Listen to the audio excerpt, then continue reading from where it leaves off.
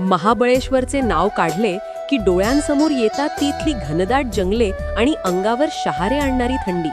पण सध्या या जंगलात चर्चा आहे ती एका खास पाहुण्याची, तो म्हणजे शेकरू.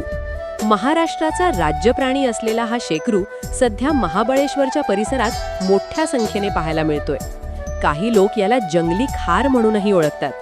पाठीवर तांबडा रंग आणि पोटाखाली पांगरी छटा असलेला हा प्राणी दिसायला अत्यंत लोभस आहे. निसर्गाची जादू पहा.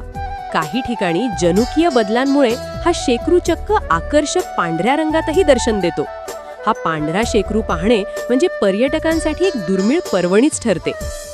सध्या हिवाळ्याचा हंगाम आहे आणि या दिवसांत शेकरूची लगबग वाढण्याचे खास कारण म्हणजे नरक्या वनस्पती.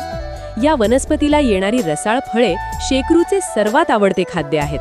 ही फळे खाण्यासाठी शेकरू एका फांदीवरून दुसऱ्या फांदीवर लांब उड्या मारताना दिसतात. जर तुम्ही महाबळेश्वरला जाणार असाल तर नजर झाडांच्या शेंड्याकडे नक्की ठेवा. कदाचित निसर्गाचा हा अनमोल ठेवा म्हणजेच आपला शेकरू तुम्हालाही दर्शन देईल.